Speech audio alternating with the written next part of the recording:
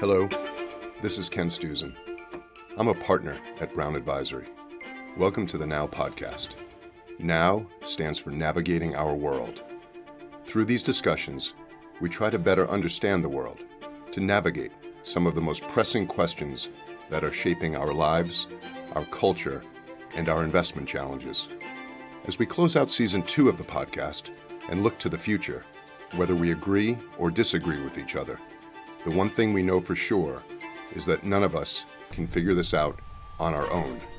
At Brown Advisory, we are focused on raising the future, and we hope these Now conversations will help us do just that. In the past year, cryptocurrencies have gone mainstream, growing into a $2 trillion market. VC funding into blockchain projects has more than tripled this year to over $15 billion. And blockchain-based decentralized exchanges, essentially software programs with catchy names like Uniswap and SushiSwap, have processed a staggering $450 billion of transactions in the first 6 months of this year. Big banks and payment processors like Visa, Jpm, Square, and PayPal are rushing to implement their own blockchain projects and connect with this new avenue of growth and potential. Meanwhile, investors like us have been forced to examine the potential of this new class of digital assets. Most of you have probably heard of Bitcoin, but the potential of blockchain may have less to do with Bitcoin and more to do with decentralized, blockchain-based applications that cryptocurrency enthusiasts believe could reimagine the world of software, rewire our outdated financial infrastructure, and lead to a future where users become owners in the next generation of the internet. But there are many questions hanging over this industry, from its incredible volatility and issues scaling to compete with this existing internet and software infrastructure, to the uncertain regulatory environment and concerns over energy usage required to run these blockchains. I'm Sid All, the Chief Investment Officer of our private client endowment and foundations business, and I've been spending a lot of time thinking about the power, potential, and pitfalls of blockchain technologies and cryptocurrencies. To help us better understand this fast-changing area of innovation, I sat down with 3 blockchain experts to explain the technology and tell us what excites and worries them most about the space today. Stay tuned after my conversation with our experts, Joe, Ash, and Ria, and I'm going to bring in a couple of my colleagues to unpack some of the investment takeaways. The most interesting and weirdest people we had ever met were working on solving blockchain and crypto problems. And it reminded me of the late 90s, early 2000s, in the early internet days when, same thing, everyone that I knew that was incredibly weird, incredibly smart, incredibly technical was working on this new thing called the internet. And, we didn't want to draw too many parallels immediately, but the space is really esoterically buzzing. Let's dig in and see what's going on. How does this technology work? Why does it work this way? And why is it drawing in some of the best technical minds in the world? That's Joe Laluz telling me why he was drawn to the world of crypto. Joe's the founder and CEO of a blockchain infrastructure firm called Bison Trails, which was recently acquired by Coinbase. We'll hear more from him later. I'm also joined in this conversation by Ria Batoria, who is a principal at Castle Island Ventures, a venture capital firm that invests in public blockchains. And before that, she was director of research for Fidelity Digital Assets. And I'm going to talk with Ash Egan as well. He's focused on early-stage blockchain and crypto investments as a partner at a venture capital firm, Accomplice.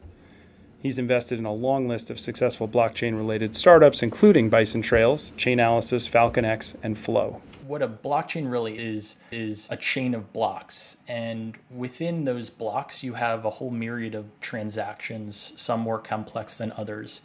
This chain of blocks composes what is known as the ledger. And that ledger for public blockchains can be viewed, can be accessed by anyone in the world. So I think what gets people so excited is this is 24/7, it's global from day one, and there's no gatekeepers. Also within blockchains, you have certain formats, particularly the ERC20 format and the ERC721 format on Ethereum. Okay, I'm just going to fade Ash down here.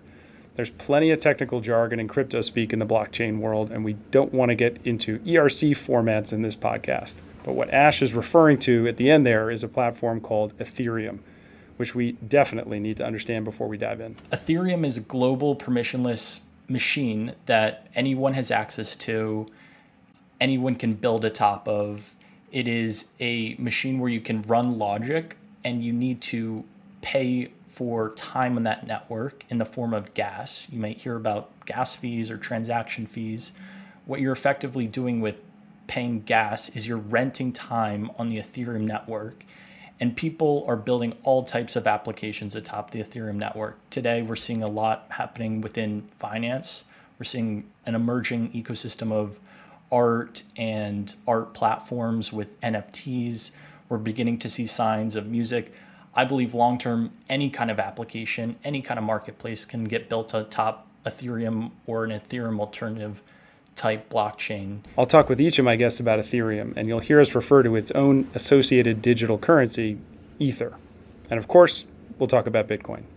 But I wanted to start by asking Joe Laluz about his vision for blockchain infrastructure. The idea is internet brought open access to information. What crypto is doing is open access to transfer of value. So if I wanted to transfer value to someone else or to an entity or to a company, there's a tremendous amount of intermediaries involved in that in every industry, not just finance, in advertising, in marketplaces, in e-commerce. And that creates a lot of barriers. It creates a lot of fees. It creates a lot of middle people. And so what crypto does is it provides a trustless way to transfer value between two people or entities incredibly easily, incredibly quickly. And that lines up with how the internet enabled the transfer of information between two people or two entities really quickly and really easily. So when you think about what projects or activities are best served on a blockchain rather than a centralized system, what's on that list for you? What we're seeing so far that has a lot of traction are applications where trust is a core tenet of whatever is happening in that system. So currency is a really good one where I'm transferring money to someone or company or an individual. We're starting to see a whole lot of innovation in the finance space. I'm very broadly using the word finance here. Everything from trading to lending to insurance. I would say that some of those are still unproven and untested, but heading in the right direction in that they're garnering a lot of traction and adoption today. So that's the kind of decentralized finance space, or DeFi. I think a lot of folks are most excited about the potential in that area. Can you just talk about some of the projects that you think could be the ones that are most broadly used in 5 or 10 years' time? Yeah. I think to really paint an accurate picture of the decentralized finance space, you have to think of it in a few different chunks. There's the bottom chunk, or the bottom layer, which is the blockchain itself that is powering the applications. Then you have the different applications that are built on top of those blockchains. And then you have the sort of amorphous chunk that's built on top of that are these abstracted services. So on the blockchain side, we're seeing a lot of traction with Ethereum over the last few years. Ethereum is probably the most successful smart contract blockchain. And what I mean by that is that you can trustlessly execute smart contracts or pieces of code on the blockchain. A smart contract is a programmable contract that requires no human intervention. It takes out the middleman and replaces it with a blockchain-based protocol that monitors the commitments of both sides of the agreement and delivers value between the parties as conditions are met.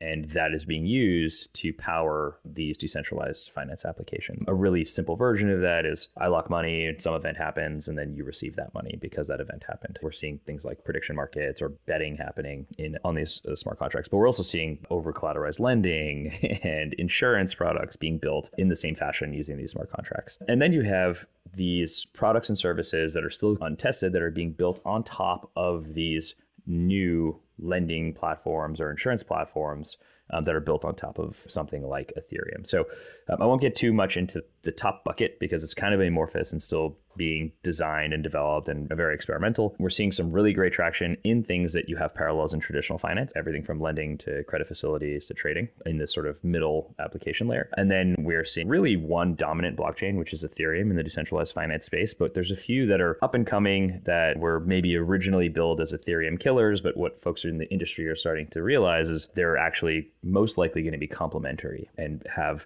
a specific use case that Ethereum maybe can't do as well. So we're seeing some like Solana or Polkadot or Near that are sort of up and coming blockchains that are gaining more and more traction, but just still very early in their histories. Maybe we could take a step back here and you could just tell us a bit about Bison Trails and what it does. Well, 2016, we decided we wanted to get involved in the blockchain space because it was super interesting. Push comes to shove, we start looking at the space and building and doing the thing that, quite frankly, in particular, tech and startup founders know how to do, which is really just build. It didn't matter what we were doing. If you were engaging in the blockchain space, you started to realize that the Technology was still somewhat immature. It was still unreliable. It was hard to engage with. It was hard to interact with. And more importantly, the infrastructure supporting entrepreneurs or companies in the space was basically non-existent. When I talk about infrastructure, I'm talking about the technical infrastructure. So if you compared or contrasted with the Web 2, what folks in the crypto space call Web 2 space, you have these really great companies like Amazon AWS or Google Cloud or Microsoft Azure or DigitalOcean, where if you want to start something, you don't have to start from zero. You're not writing ones and zeros. You're actually building upon a lot of the abstraction layers that people before you have already built. And in the crypto space, this was nascent. And nascent is maybe generous. It was actually pretty much non-existent. And so we were building everything from the ground up, from the protocol all the way to the interfaces. If you think about that pragmatically, it's an incredible amount of work and burden to take on, and you have to understand everything between the protocol itself and people using your application. So my co-founder and I were like, the space needs a company that's focused on this, and it could help propel and grow the entire industry. So that was like how we decided to go from we like blockchains and crypto into we're building, the AWS for crypto, and we're building an infrastructure platform to support folks that want to build them. So our whole vision and mission is to make it easier for people to interact with and build on top of blockchains. We're an infrastructure as a service platform. So folks that want to interact with, vote, stake, build, read, write from blockchains, and they want to not have to build everything from the ground up themselves, come to us with click of a few buttons. They can actually do some of the things that take months or years of engineering time and large engineering teams to do. Very similar to what Amazon and AWS did with Web 2, with the internet. I think in a lot of the conversations we've had with people focused on blockchain and cryptocurrency, there's a kind of ethos of the mission of open source and collaborative, and the whole space is going to grow very meaningfully and helping each other out in that mission. Do you find that's the case? The first thing is that if you've been in crypto long enough, you realize it's still the early days. This is actually still quite tiny, and that crypto has the opportunity to take over all software. The second thing is that blockchain and crypto is the world's largest open source project. It's the world's largest open source community and is the world's largest open source engineering effort in history. We've never seen a collaborative open source movement as widespread as this. And it's, just fascinating to be a part of as a technical person. There's no single CEO or leader that's pointing it in the right direction. It's incredibly collaborative. And so absolutely, that's definitely what we see. The sentiment is incredibly collaborative. We all believe that there's much more room to grow, and we're all working together to make that happen. To fully understand this world, we need to take a detour back to the first block in the most widely known blockchain and talk a bit about Bitcoin. Here's Ria Batoria. So when Satoshi introduced Bitcoin, he solved a problem that many had attempted to solve before. The problem was to create a digital scarce money, and he solved this by building it on an immutable and decentralized network, which is blockchain. The first block was mined on January 3rd, 2009, and it included this message. And that message was the headline of the London Times newsletter that day. And it said, "Chancellor on the brink of second bailout." And that really explains part of the intent behind Bitcoin. And that intent was that the monetary and financial system was broken, unfair, and exclusionary. So I think that was one of the key reasons that Bitcoin, a neutral, immutable, independent, and permissionless network and corresponding asset was created. It was to give us a choice, to give us an alternative. Which of those properties do you think are most important in Bitcoin, and which of them do you think have evolved to be really the central use case of Bitcoin today, a decade on? It's tough to say. I feel like there are certain core properties, including the fact that Bitcoin has a fixed supply and that the fixed supply is immutable and can't be changed, and that it's an open and borderless network, and all of those properties are synergistic with one another. So for certain stakeholders, Bitcoin is really valuable as a digital store of value. For other stakeholders, especially as we've seen over the past year and a half, it's really valuable as an alternative investment or a portfolio diversification tool. And then for stakeholders in certain parts of the world, it's really beneficial as a cross-border settlement tool. And this stakeholder group includes crypto-native businesses that have to settle transactions between one another. And then I think an emerging use case is this idea that higher layer networks could allow Bitcoin, the asset, to be used as a payment or micropayment tool for niche use cases. By higher layer networks, RIA means existing payment networks like those of MasterCard and Visa. But I think that's still developing, and that's restricted by the asset's volatility and its tax treatment in countries like the United States. You wrote a great piece seeking to address some of these complaints or issues with Bitcoin as a store of value, medium of exchange. You just referenced a couple of them, like volatility of the asset and scalability. We also hear a lot about the energy consumption of the Bitcoin network and potential use in illicit activity. Which of these limitations do you think is the most relevant to Bitcoin? I think that the narrative that has been the toughest to deal with is this idea that Bitcoin consumes significant energy and is by extension bad for the environment. The discussion is much more nuanced than that, but the fact that public discourse is able to run with this blanket, really digestible statement makes it difficult to combat it or appeal to people with more nuanced analysis that it just seems like a lot of critics don't have the attention for. It's also relatively easy to quantify Bitcoin's energy consumption relative to other less transparent systems. I think that Bitcoin's transparency is used to unfairly criticize the network without making a fair apples to apples comparison. But the good thing is that this misconception has necessitated producing estimates of how much energy parallel systems might consume. So things like the financial system or gold mining. I also think it's important to take a step back and ask, okay, so Bitcoin consumes energy. But is it a worthwhile use of resources to secure a fixed supply, borderless, permissionless, unmanipulable, independent store of value that can be accessed by anyone, anywhere with a cell phone or internet connection?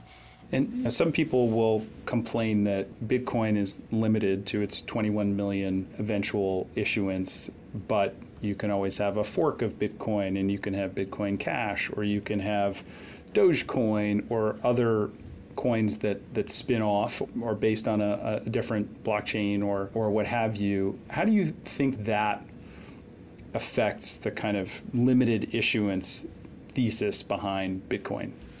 That's a really good question, and I think that is one of the common pieces of pushback that come up when people are trying to understand Bitcoin. Although you can fork the code, you can't fork the community. You can't fork the infrastructure. You can't fork the miners. You can't fork the developers. You can't fork the users that hold on to their Bitcoin.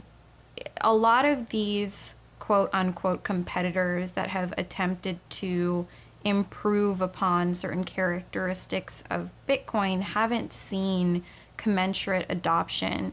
And it's because the market has decided that the trade-offs that Bitcoin makes to offer properties like immutability, decentralization, censorship resistance, auditability, transparency are worth making, even though it has limited scalability or it's volatile because of its, inherent scarcity. So I think that's one of the key things to understand in this debate about competitors. It's easy to fork the code. It's much more difficult to fork the network effect that has been built up around an asset like Bitcoin or even Ethereum.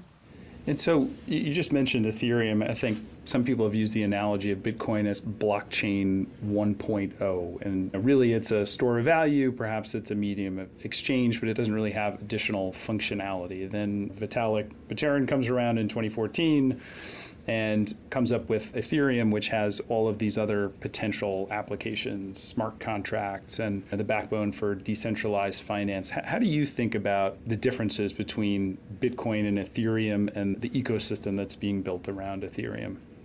I think that the two networks are really complementary, and I also think that the two networks make explicit trade-offs to solve very different problems. Ethereum was created to solve a different problem relative to Bitcoin. It was built to be much more open-ended and generalizable, to foster experimentation, like you said, flexibility and programmability. But the consequence of that flexibility, of that programmability, was that it introduced complexity. And with complexity comes this greater risk of bugs, greater risk of unpredictable outcomes in the process.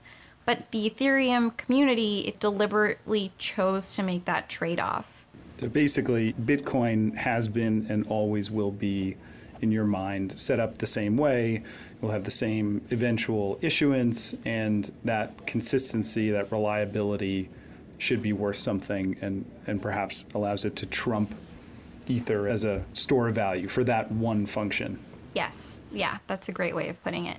What is most exciting to you about some of those early stage technologies in the blockchain and cryptocurrency space today? What could be the killer app, but what's most exciting to you in the space? Yeah, sure. So there are a number of things that are really exciting. Stablecoins, I think it seems like a really boring, logical use case, but I do think that it is one of the killer apps of the ecosystem. I'm just going to jump in here and say that stablecoins are coins pegged to fiat currency like the US dollar. They lack the typical volatility seen in this asset class and have potential for use in digital payments.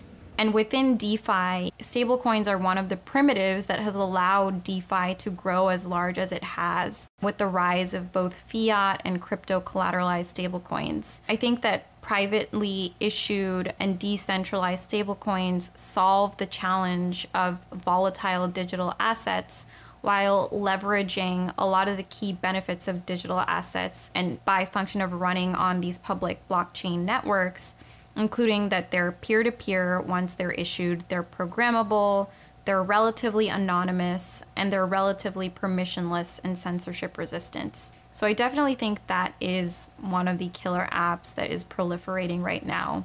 How important is it to the success of DeFi that more of what we normally think about, trading and exchanging, shows up in the system?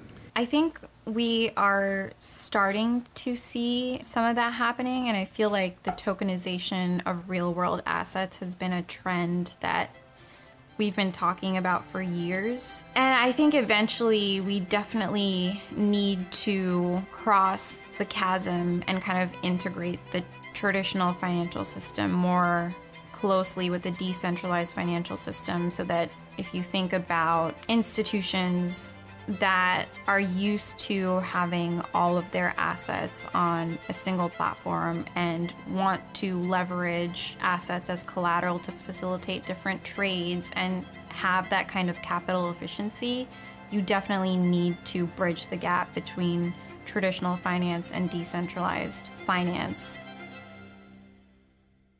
Ash Egan has led a number of venture investments in the crypto space, and I wanted to know how he viewed the evolving role of some of the bigger tech and fintech companies. I think we're going to look at the covenant of these technologies in a similar manner to the internet. And so you have a number of forward-thinking banks, fintechs, large tech companies who are thinking about what is our crypto strategy. Similar to the internet, the ones who thought about what that next chapter would look like, they were the ones to embrace internet and all the distribution that comes along with the internet. I think we're going to see a rise of a new breed of company and a new wave of entrepreneurs coming to the space. And so with this kind of construct, you should have a more fair and equitable type system where a select few companies or parties have historically accrued all of the value. In a blockchain network where everything's transparent, everything's global and permissionless, these should be more equitable for the users, and it reduces the gatekeeping and biases of the traditional system. And so you've led investments in kind of blockchain enabling companies. I think of these as service providers, or the kind of picks and shovels analogy, companies like Bison Trails. You've also led investments in native blockchain and token investments like Flow. Can you talk about why a project or a team would decide to structure themselves as a kind of company in the traditional sense, a centralized company, versus quickly adopting a token structure? I believe there's value in both decentralized systems and investing in those tokens, and then in the traditional equity sort of value accrual type model. I'd say on the latter side, these companies are going to scale in a similar way that a traditional SaaS company would. You have a cap table, it's a few venture capitalists that are investing in that company throughout its lifeline. The founders on that side need to have a very good understanding of what's happening within the crypto world, and then also how to drive revenue, the traditional means of building a business. I'd say on the crypto network side, it's quite different in that a lot of times your users and your community are the equity holders or the token holders, and they dictate the go forward. And so for a lot of the token investments that I've made, it's less so on building out a sales pipeline. It's more around fostering and building a strong early community and then growing that over time. I think in time, maybe the two, we could see more of a convergence, but as of today, the supporting infrastructure companies are allowing for crypto networks proliferation into the traditional world. And in time, whether it be via DAOs or other means, I believe that the crypto network sort of atmosphere will permeate into the traditional world, and it's just a matter of time. So I'd love to pull on that as well. So you mentioned DAOs. I was going to bring up DAOs. Could you just define a DAO for us and talk about what roles DAOs might play in the future? Yeah, a DAO is a decentralized autonomous organization. You hear a lot about DAOs in the media, and there's a lot of hype around it, similar to what we've seen with NFTs and DeFi and a lot of the buzzwords within crypto. I think where it's working today is coordinating capital, where you have a set of holders of the DAO, and these individuals, or it could be a DAO that even owns the share in a DAO, these entities are driving forward investment, they're driving the future of whatever that DAO's mission may be. I'm breaking it down to its core here. A DAO is a tokenized organization where the token holders basically have governance rights and can help determine what it is that that organization goes out and does or buys via voting. That's right. And the first example within the crypto world of a DAO was the Ethereum Dao.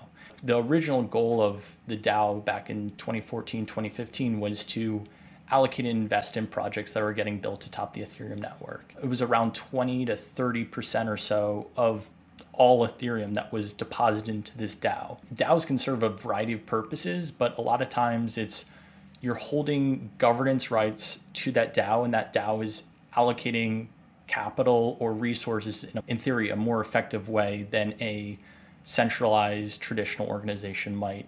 We're still in the very early days of DAOs proliferating the traditional world, but that's beginning to change. Some of these DAOs and the treasuries of these DeFi products are in the billions of dollars. And so we may see the tide shift very quickly to founders going and pitching DAOs. What do you think is the most likely place that listeners to this will be interacting with a blockchain-based application? So I think long-term crypto networks and smart contracts permeate every single industry. This technology, this platform is a more fair and equitable way for the users to be owners and drive value. I think the traditional model where a select few number of people and organizations on a cap table, where they're the ones that are accruing all the value, and they're not necessarily the ones that are providing the value. So we're seeing that in finance, as mentioned before, in art, in music, any industry where you have a significant amount of commerce and a select few number of parties are extracting all of the value or a significant amount of that value. I think that is ripe for disruption as it relates to crypto networks. And so my belief is every time you're actually interacting with the internet, whether it's liking something on Twitter, whether it's posting something on Facebook, posting a new Instagram post, there is value that's being transmitted, whether you know it or not. You have advertising and all these things. My belief is that ultimately should accrue to the users, to the end users who are actually providing the value. And so my belief is this will touch every single industry. Now, I think the question is, will it be abstracted from the user experience or not? Will all of this be happening under the hood, or will it be similar to the experience today where you need to go and download a wallet into your browser. I think that's an open question, whether it's abstracted away from the user or if it's front and center and you have this whole new wave of users, millennials, Gen Z, which are growing up with the norm of sending a transaction on a blockchain. I think the premise of logging onto a website with your email and password, that will feel like ancient history in a few years, where you'll actually be able to bring your identity, bring your rich metadata onto any network, any platform, any application, and it will be portable in a way that's more fair to the consumer, the user. So another analogy I hear a lot to the early internet is what's going on now in terms of the kind of protocol wars within the blockchain space. And we've heard a lot about Ethereum today, and Ethereum is where a lot of the development's happening in DeFi and elsewhere, but there are all sorts of other rival blockchains, the Solanas of the world, some in different coding languages and with different priorities. Can you just talk a little bit about where we are in that evolution? It's a great question, and one that I think about all the time, and especially if you're using the internet analogy. Are we in the mid-90s? Are we into the 2000s? My belief is we're on the cusp of the application era, and as it relates to the blockchains that developers are building on, it may pan out in a similar way to AWS in the cloud market share, where Ethereum has an effective 5-year head start within the smart contract, being the sort of leading smart contract platform. AWS had a 7-year head start. I think one analogy that is reputable is that cloud market share dominance, and will that be Ethereum and it being similar to AWS? My belief is the whole pie is going to grow absolutely massively, and so that's what I'm investing in and so excited about. One of the core tenets you brought up earlier is this idea that blockchain, it's secure and it transfers not just data but value. Another core tenet is decentralization. And can you just talk about how that is valued and what the trade-offs are between different levels of being decentralized? Why does the community care so much about decentralization? What does it mean, and how much is enough? What I get so excited about within decentralization is the permissionless nature of it. Anyone, you could live in your parents' basement, you could be on the other side of the world. You have the same access that someone in Silicon Valley has. And so I think the fair nature of building on these blockchains is what gets me so excited. In a blockchain type network, it's completely grassroots and bottoms up driven, from the people who are validating and mining these blocks to the actual users. And if the users and application developers are frustrated with how things are looking and the go forward, they do have the ability to fork these networks. They can split off and build their own blockchain. I think the open source component to decentralization and blockchains really does drive innovation. I wanted to ask you, as an investor, how you think about investing in a world where the IP is all out there. It's all open source, and we've seen it happen a couple of times where a team has splintered off, forked, and set up something very similar with some tweaks and could theoretically take a bunch of market share.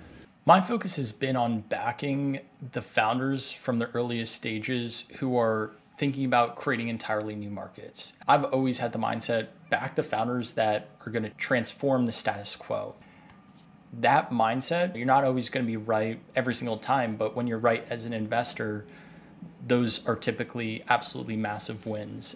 Could you just talk a little bit about what shifts you're seeing with founders as well as with investors in terms of their focus on blockchain-oriented projects versus more traditional kind of centralized projects? So for the fintech entrepreneur or the fintech venture capitalists, how has that shift changed in recent months or years? So what I've seen is a lot of the drivers for investment at traditional venture capital firm within crypto projects and companies and protocols, a lot of times those folks have actually departed and built their own firm because it's so unlike the traditional sort of investing type model, you're building out community, you're figuring out, you're constantly iterating, you're open source, anyone can fork your product or your service. And so I think just having faith in founders' ability to execute and constantly iterate is a leap of faith that a lot of venture capitalists have not been able to wrap their heads around. And so for that reason, you have a lot of investors who have just completely stayed away from the crypto sort of sphere. And because of that, you have a whole new breed of crypto venture capital firms. And the talent coming into this space is just unlike anything I've seen over the past 5, 6, 7 years. There are certain things that blockchain needs to get right if it's going to be the technology of the future. Scalability is a big one of those. Privacy is another. Let's pick up with Joe Laluz again. So privacy in blockchain is actually one of probably my current obsession. One of the things that I think is important for everyone to know more and hear more, and I don't think enough people talk about this, is that blockchains are not private. They are actually by definition public. There's this sort of misconception that like blockchains are used for illicit activity because you can hide what's going on, but it's actually the exact opposite. Blockchains are pseudonymous, so my name isn't necessarily on a blockchain, but my address is public. If someone can tie that address to me, they know who I am and they know everything I've ever done with the currency or the assets that I have on that blockchain. So I think that's really important. And so privacy preservation is a really important concept that if we want to use different blockchain protocols to replace all of software, we need to actually get right. So I'm very excited about data control over the next 10 years. And then I'm very excited about the sort of technology that's moving in the privacy preservation space in crypto. Maybe we could transition a little bit to talking about some of the potential hurdles to clear for blockchains. And I guess the biggest one perhaps is scalability. How many transactions can you process cheaply every second? Bitcoin's kind of notoriously less scalable given its design as a proof of work network. So something like 5 or 10 transactions per second versus Visa doing tens of thousands. Ethereum's about to shift from proof of work to proof of stake, something I know you've been working on. Could you just explain the differences and the importance of proof of stake versus proof of work and the benefits and trade-offs? Simply put, they're both ways to secure a blockchain. When blockchains are secured, decentralized by many different people that are not controlled by any single entity all over the world. In proof of work, people run these highly specialized computers that basically play one large game of guess and check together, which other people don't realize is actually not that complicated of a computing problem. It actually is a pretty simple computing problem when you're trying to mine Bitcoin, but it's you're guess and checking, but like with these like massive numbers. But that is used to secure the ledger itself. In proof of stake, instead of using these specialized machines to play guess and check and secure the ledger, we use economic incentives to secure the ledger. You use more generalized machines, so you can use like a regular computer for the most part, but you basically use a financial backing behind these participants in the network and say, hey, I'm staking, which is why it's called proof of stake, behind this actor in the network and saying they will be a good actor. And if they're not a good actor, the protocol is designed to penalize them financially. And you basically will either produce blocks and earn transaction fees and rewards for producing blocks and doing the right thing for the network, or the network will say you were a bad actor and you'll actually get what's called slashed and penalized for being a bad actor in the network. And use these economic incentives versus these sort of guess and check or computing incentives to secure the network. A lot of times proof of stake, because it doesn't use this specialized hardware, can change a lot quicker because it doesn't have to stay on pace with the hardware development lifecycle. It can actually move with the software development lifecycle, which is traditionally a lot faster than physical devices. The other thing is you can have a lot more participants involved. And as you said, like Bison Trails has been involved in this process. We've been involved very early. We're incredibly early in the proof of stake space. We realized this trend very fast that the block production on blockchains was going to move from these specialized pieces of machine to these generalized computers that folks were programming, and software was actually going to be the reason why you were good at this. So how much of a risk is it with, say, an Ethereum or Solana if we move to proof of stake and there are a number of people that have a really large percentage of the tokens outstanding? What could they do, and at what level of concentration would you worry about it? I'll suffice it to say that they could ruin the blockchain. I know that's like very abstract and non-specific, but the reality is there's a lot of things that they could do. If you had consensus control over Ethereum or over any of these blockchains, you could reorder the ledger in a very simple sort of simple concept. Like I could basically take all of the money that's on the ledger and give it to myself. Now, the reality is if I did that, the ledger would lose its intrinsic value and I would ruin the money that I had just given to myself because no one would accept it. So it's a bit of a catch-22 scenario. So I like to say they could ruin it in a sense that, let's just say I wanted to ruin Ethereum, not get money, but I wanted to ruin it, and I was okay spending $1 trillion doing that. I could do that. I could, buy as much Ethereum as I possibly could and then reorder the ledger, make everybody lose trust in it, and then no one would use it and the whole thing would fall apart. That would suck. So that's a pretty big existential risk. Now, I think people erroneously look at it as, oh, I could, make changes and make decisions and no one would notice. But blockchains are public. If stuff starts happening that's very weird in a blockchain, lots of people notice. Like people notice when blocks aren't being formed because it's completely public. And this has actually happened recently. You see some of the sort of smaller or maybe not as successful chains that don't have as much decentralization. We've seen examples where they're getting either attacked in some way or someone is trying to change the consensus, and it's very obvious. And you see it on Twitter and you see it in the forums of these blockchains. So someone could ruin the blockchain. They could ruin the trust. They could ruin the ecosystem around it. As blockchains get bigger, what we call token distribution, so the amount of assets that are being held or concentrated around any single individual, does tend to spread out, which is a good thing because it's used more, transactions are happening more, and so it gets spread around, which means that risk becomes lower and lower. So it's not nothing, and the younger the blockchain, the higher that risk is, which is both can be dangerous, but also can be a good thing. So in an early parts of a blockchain's lifespan, having a very dedicated, concentrated founding team that actually has the ability to affect consensus is super valuable because they didn't start the thing to break it. They started it because they wanted to see it be successful. And in the early days when they could, in theory, reorder the chain because they have so much concentration around these tokens, they're choosing not to, which is a good thing because they don't want to. And so it's actually helpful. All right, Joe, let's talk about ESG then. As we're talking about proof of work to proof of stake, there's some statistics out there that say that energy usage going to proof of stake is reduced for Ethereum, say, by 99%. And so obviously that's one of the things people talk about with regard to the environmental footprint. There's also been some news of environmentally friendly blockchains like Chia coming out. Just what's your view on the ESG considerations in the space? I think that the shift from proof of work to proof of stake certainly has positive environmental impact, will have a positive effect on the environment from a blockchain maintenance and block production perspective. And that's a good thing. We're happy to be a part of that. I mentioned that before. You don't need this specialized hardware for mining the chains. And that hardware does take up quite a bit of power. I do think that there's a bit of an overreaction specifically on the Bitcoin side of things. It's actually funny. So my co-founder and I, one of the first things we did was we actually built a mining facility. Not a lot of people have built a proof of work mine, so they don't know the process that goes into this. An actual data center in the middle of nowhere. So two things that are important about this. The first thing is that when we built a proof of work mine, we actually stopped and said to ourselves, we refuse to do this unless we're going to do it in a renewable fashion. And so we only looked at renewable energy to support this. What we realized in doing that is that renewables are actually one of the only ways to do it because it's one of the only economically feasible ways to do it. So there are obviously some sites that are using things like natural gas. And famously, we hear a lot of rhetoric around people are burning coal to make Bitcoin. I actually think that's an incredibly small chunk of the Bitcoin mining. Almost everyone that I know in the space, and obviously this is anecdotal, it's not data driven, has been focused on hydro and wind power, or there's a new trend now to use, I'm drawing a blank on what it's actually called, but the sort of offshoot from a gas production where you use this exhaust that would normally be exhausted into the atmosphere and you burn it. A little inside track for everybody. 3 things you're looking for when you're trying to do proof of work mining.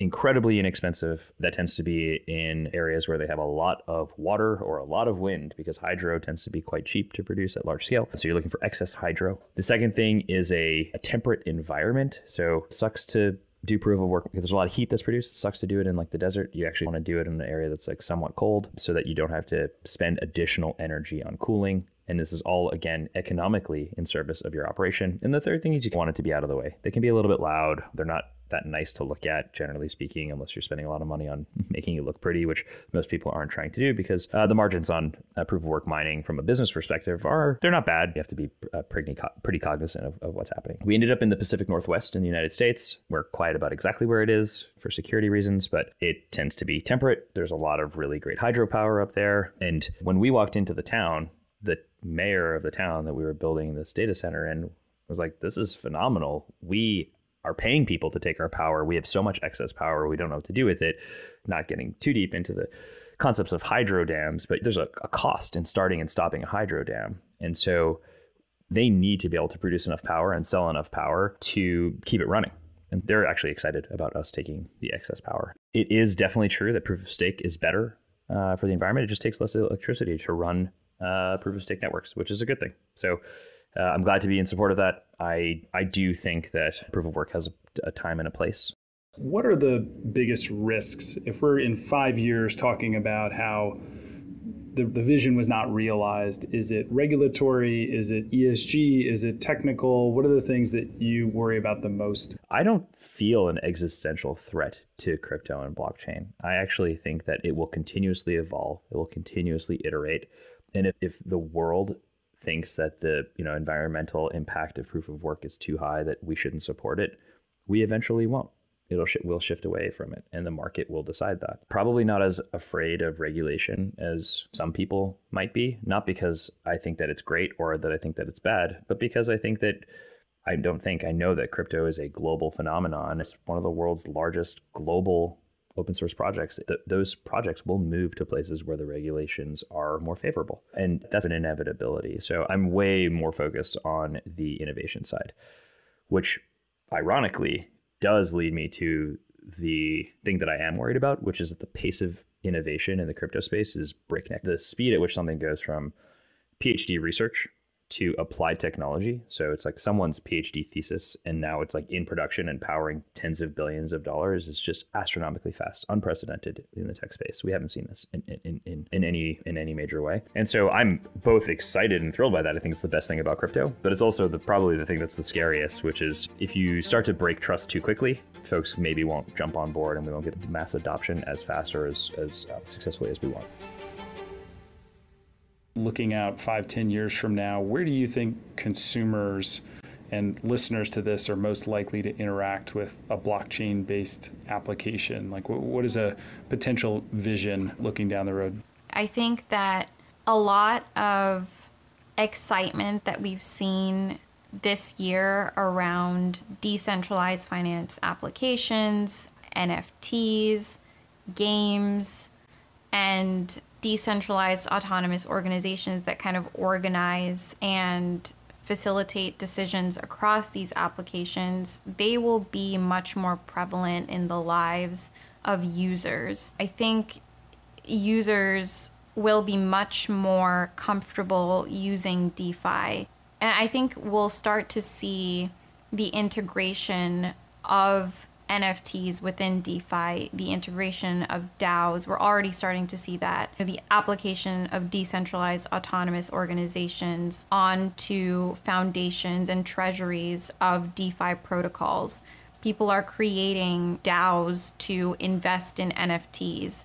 And I think it's starting from the crypto native community, but NFTs especially have onboarded a set of users that might not have been as passionate about finance or as knowledgeable about finance, but they're passionate about art, they're passionate about music, they're passionate about games, and NFTs are onboarding these users. And once they're in the ecosystem, it's relatively more trivial to hear about a DeFi protocol and be like, oh, let me check that out. Let me see how that works. Let me see how I can leverage this NFT token that I have within DeFi. And I think, we'll continue to see innovation across all of these different themes that are separate right now, but I think they'll be much more integrated in the future. So we're recording this in late June. The cryptocurrency market is currently in one of its kind of signature drawdowns. I think Bitcoin and Ethereum are down something like 55% from their highs. There's been some news lately of China cracking down on Bitcoin mining, and typically in these cycles we get some traders who perhaps were leveraged taken out of their positions. What do you see going on in crypto right now? Is this kind of a typical sell-off, or is anything different this time than in the past drawdowns? It's not going to be a linear path up, and I feel like we've seen a lot of fear, uncertainty, and doubt proliferating over the last few months that's just been building up. One of the criticisms against Bitcoin is that it's powered by dirty energy sources. Another criticism is that significant mining operations are located in China, and that's potentially bad for Bitcoin to the extent that they have the ability to exert control. So to the extent that these crackdowns cause mining operations to shift to parts of the world where they're able to leverage greener sources of electricity, of energy, that's positive for Bitcoin. And to the extent that they distribute themselves globally and, diversify away from China, that's also really good for the decentralization and distribution of miners.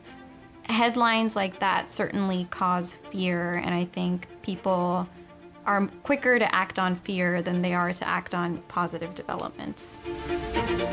Thanks to Joe, Ash, and Ria for sharing some insights on this really interesting and complex space. To dig into some of the investment implications that we think about for our clients, I'll be back in a minute with two of my colleagues, Erica Padgel, our Chief Investment Officer of Sustainable Investing, and Ken Ko, who covers financial services companies on our equity research team.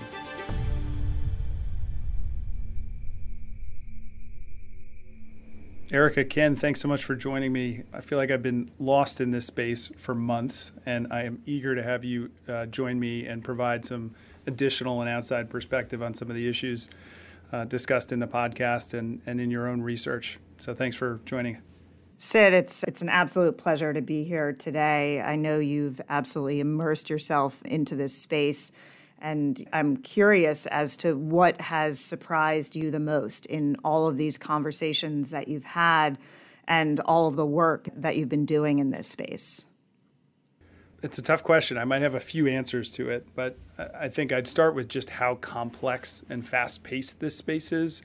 I think a lot of people describe the experience of kind of going down a rabbit hole as they start learning more and more about blockchain and cryptocurrencies and looking at different protocols. I think certainly I've realized just how important it is to have a specialist that you're partnered with to focus in this area, not just for kind of access to information and technical expertise and investment insights, but also for the operational side of owning, trading, staking these assets. I just think it's really hard for a generalist to do well in this area. I've been really surprised at just how early it is in some of these protocols, the kind of so-called protocol wars, that there's still not yet a consensus on the platform, and Ethereum is leading the way in smart contracts and decentralized applications, but still it hasn't yet transitioned to proof of stake, where a lot of other new platforms have set themselves up.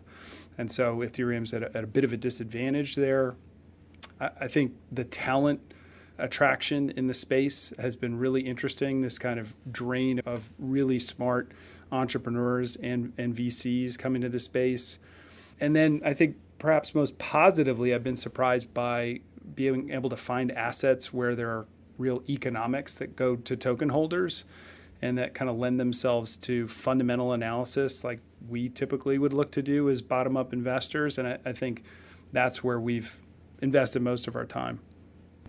So Erica, let me kick it back to you. There's so much discussion about ESG, especially the environmental concerns surrounding Bitcoin and the energy intensity of proof of work mining. What are your views on the ESG concerns in this space? Are they overblown? Are they appropriate? Well, many of you have likely read the estimates. CO2 from processing one Bitcoin transaction is the same as 722,000 Visa transactions. Or Bitcoin mining generates as much carbon dioxide as New Zealand or Switzerland. Or Bitcoin uses 12 times the terawatt hours when compared to Google. Bitcoin and mining cryptocurrencies has become a lucrative business, and you need a lot of computers to make it profitable. Massive warehouses around the world are filled with specialized machines that run around the clock, and they consume a lot of energy. In order to minimize operational expenditures, miners have clear incentive to optimize cooling systems and to frankly seek whatever power is available at the lowest costs. So today, greater demand, higher crypto prices lead to more miners using increasingly powerful computers. And all of this attracts more to join the network. So a virtuous or a vicious cycle, it really depends on your point of view. So Sid, estimates for Bitcoin or other crypto reliance on fossil fuels versus renewables, it varies. And there's few places to find accurate, consistent data. Probably the most reference is the University of Cambridge, who estimates that Bitcoin accounts for 2/3 of the total energy consumption for crypto. China has the most Bitcoin mining of any country, as well as the largest hash rate.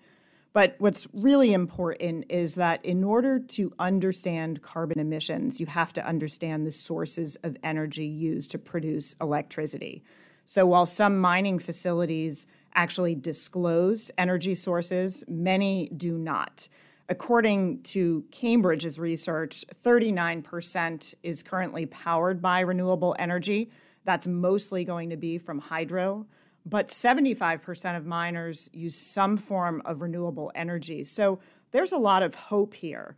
Another main challenge in determining the share of renewables in mining is the variable nature of renewables. Weather plays a very big role here. There's an example of the Sichuan province in China that the average power generation during the wet season is actually almost 3 times that of the dry season. So in summary, what we do know is that the nature of mining is very energy intensive.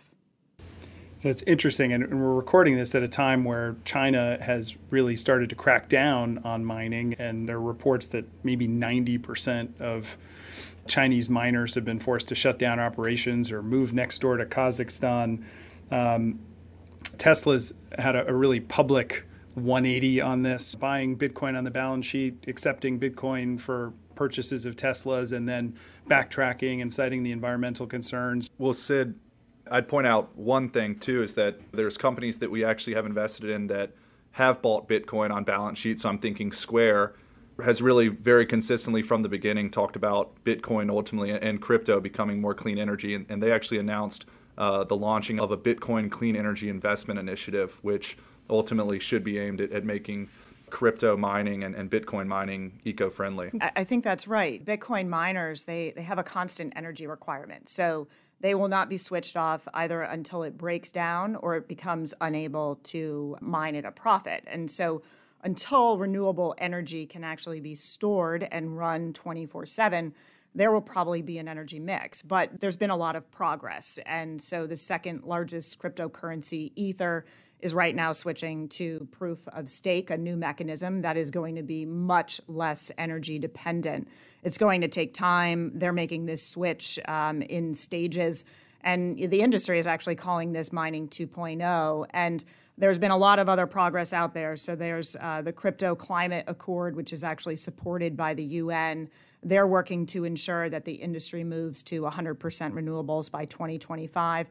And Ken brings up a really good point. More voices on the public company side are having much more relevance today, and Tesla is one of them. They're not going to accept Bitcoin as a form of payment to purchase cars. Due to climate concerns, they could potentially change their mind if this does become more energy efficient. Square is another great example. There's still a lot of work to be done. Cryptocurrency would benefit from more transparency, reporting on energy usage, carefully differentiating between energy-hungry algorithms and energy-efficient algorithms. And I think more will likely make the switch to less energy-intensive mechanisms. And then lastly, mining can take place anywhere. Miners could demand the most efficient hardware going forward. There's also an interesting aspect here as we talk about reduced energy demand or energy consumption with respect to crypto and blockchain technology. On the semiconductor side, if I think about our investments in the semiconductor space, there's almost a pro and a con to this. The first is that if you think about it, as Erica, you pointed out, if Ethereum moves to proof of stake from proof of work, GPU demand will go down. And that will theoretically create a drag on revenue growth for some of our investments in the semiconductor space, like NVIDIA, for instance. But on the other side, and more fundamentally speaking, the increased demand we've seen from miners has actually taken business away from their core target, which is the gamer. So lower supply, higher prices, or both, can cause them to lose a customer that could or would have come back multiple times over the coming years. There are pros and cons to some of our investments from the reduced energy consumption. Erica, what do you make of the kind of social positives to Bitcoin or other cryptocurrencies? How does that factor into the total ESG picture? So there is potential here, or potential with digital assets as this really starts to move forward. The thought that Bitcoin could democratize financial markets by essentially removing intermediaries, it could have social prospects. Right? We've all read that it could result in greater financial inclusion, promoting human rights, and unlock economic participation. And this is particularly critical for those that have been either left out or underserved by today's infrastructure. So the attraction is crypto allows anyone with internet access to potentially escape from an unreliable national monetary system. Another benefit is that crypto transactions are largely transparent and traceable, but it's really important to note that even if one can access cryptocurrencies, there's a great potential for severe price reaction and volatility, which could make this investment not suitable for everyone and not a cash alternative. And the regulatory landscape is shifting very fast. And what we do expect is more regulation is likely. Regulators are coping with crypto's reputation as a medium for illicit activities. And in many ways, the regulatory system is being tested. It's a balancing act, protecting consumers, ensuring that the market has integrity while promoting innovation. And we talked earlier, there's a lot of countries that are already implementing bans, and they are probably looking to curb the speculative nature of trading crypto to avoid financial risks.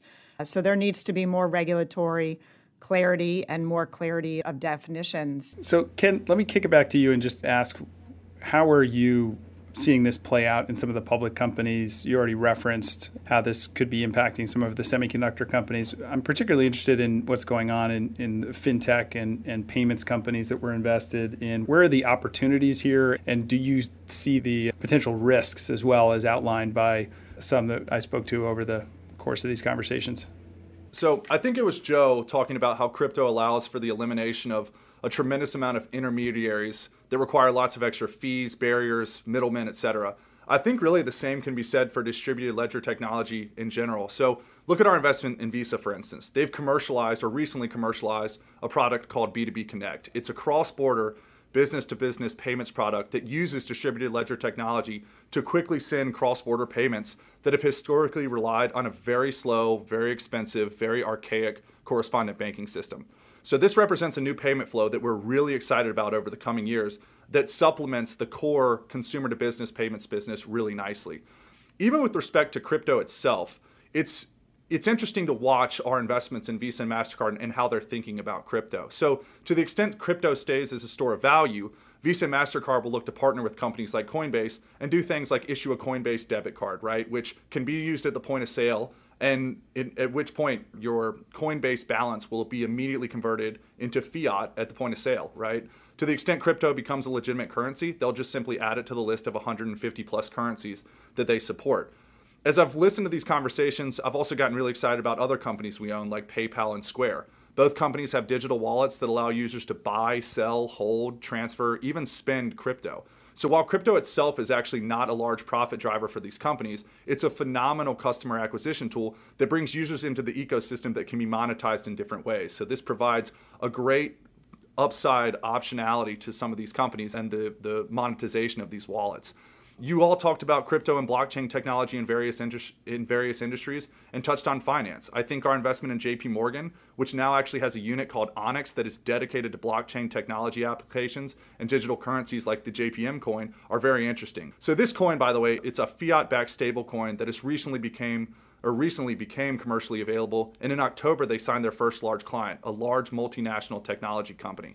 It's best been described essentially as JP Morgan's corporate clients holding their US dollar deposit accounts on a blockchain account. And it can power things like security settlement. But there's other exciting applications here that I think a lot of people haven't really seen yet, like the programmability, where you can actually program the money for conditional payments. Things like tax assessments that are very rules-based, but have historically required very specific instructions to be sent to a bank like JP Morgan. You're charting a path where some of the incumbent fintech and financial services companies could be adopting at a pace and kind of integrating certainly the blockchain technology and at least maybe on the enterprise set of things for, say, JP Morgan, but maybe even on the consumer side of things for Square, be big market participants in crypto.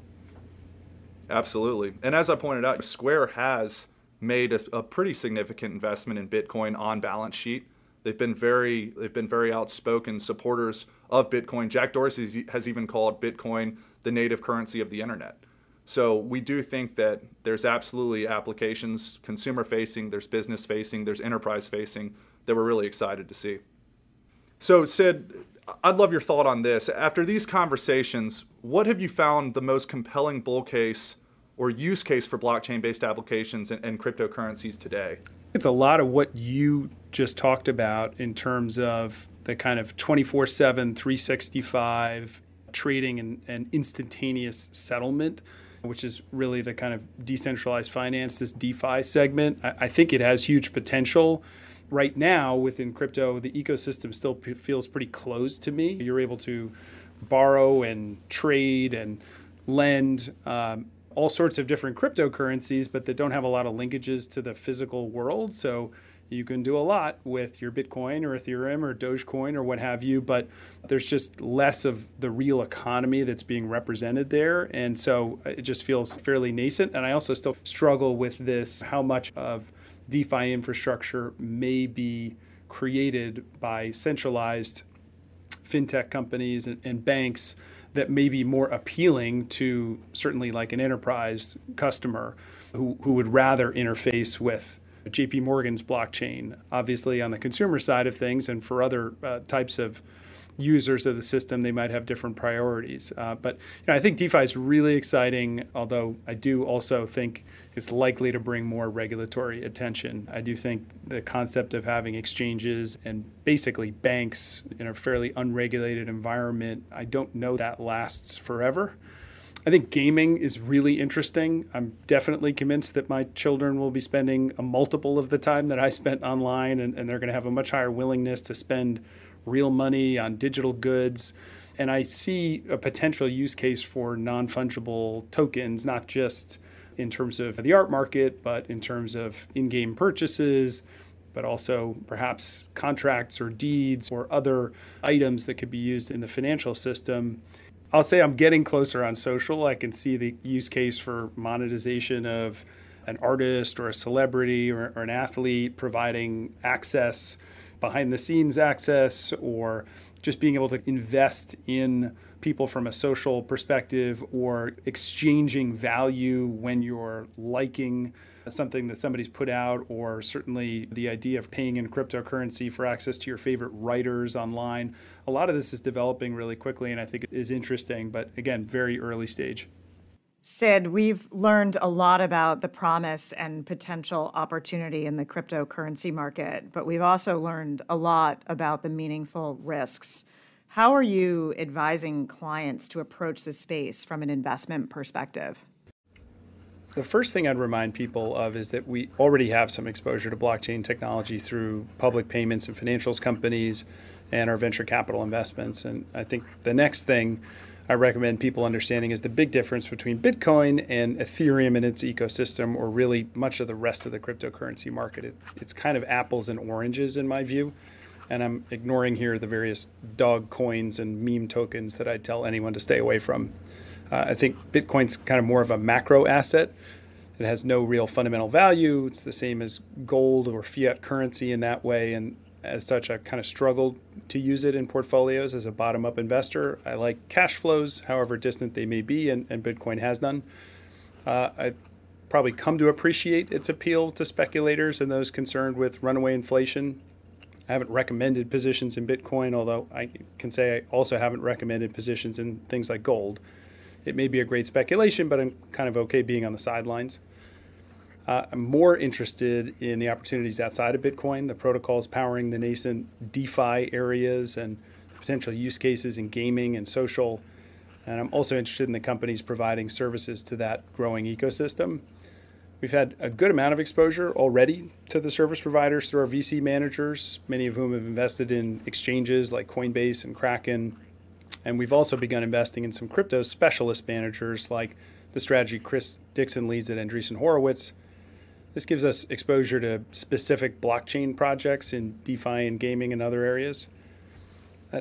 Just say a calling card of the crypto industry is do your own research. I'd recommend any client interested in looking at the space take some time to understand it before considering any investment.